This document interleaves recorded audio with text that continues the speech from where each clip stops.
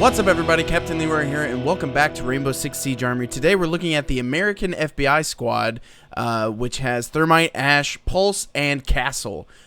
Each one of these members of the FBI squad are pretty awesome. I pretty much like all of them, except for Pulse.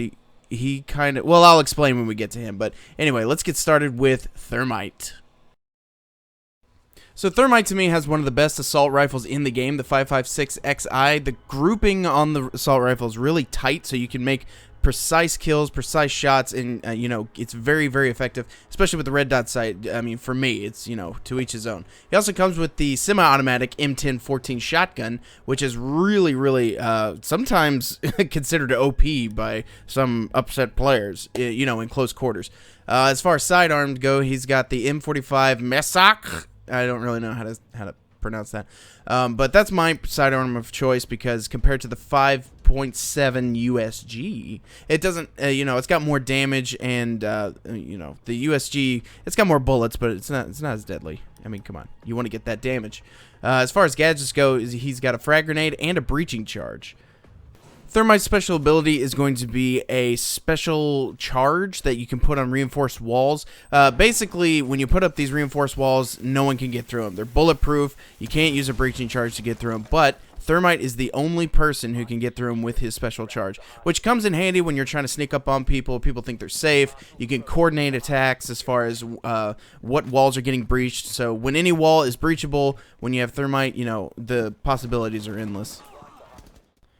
Moving on to Ash's loadout, she's got a G36C assault rifle, which is pretty good. It's got a good fire rate, good amount of damage. And she also has the R4C assault rifle, which I prefer. It's a little more compact. It's kind of like an M4. It doesn't have as much damage, but that's probably because I have the suppressor on there. As far as sidearms go, she's got the M45 Mesak. Also, she's pretty much got the same sidearms as Thermite. The assault rifles are the only thing that's different between the two. And as far as gadgets go, she's got a breach charge and a smoke grenade, which can really come in handy if you know how to use it and know where to put it. Smoke grenades save lives. Ash's special ability is the breaching round. She can shoot it from a far distance and breach through any destructible walls, windows, whatever. If it's destructible, she can blow through it. She's only got 2 of those. So use them wisely, but they can come in real handy to cause a distraction. You could be coming from, downstairs and shoot a breaching charge in the wall that's upstairs, make the enemy think you're coming from up there.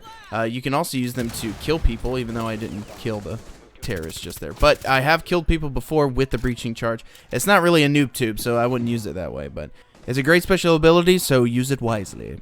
Moving on to Castle. In his loadout, he's got the UMP-45, which was my early favorite. I got him early on in the game, so I used it a lot and really enjoyed it. Really liked using it. He's also got the M1014 shotgun.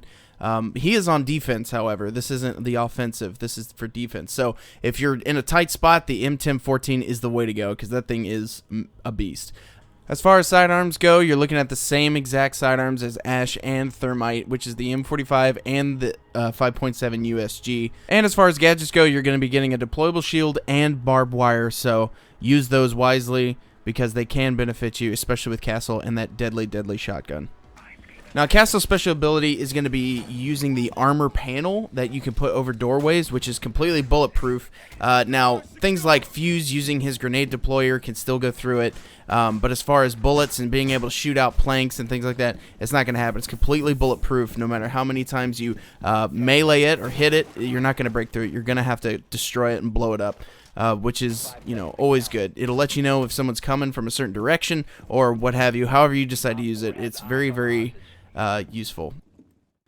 Moving on to Pulse, his loadout is going to be the exact same as Castle's. The exact same weapons.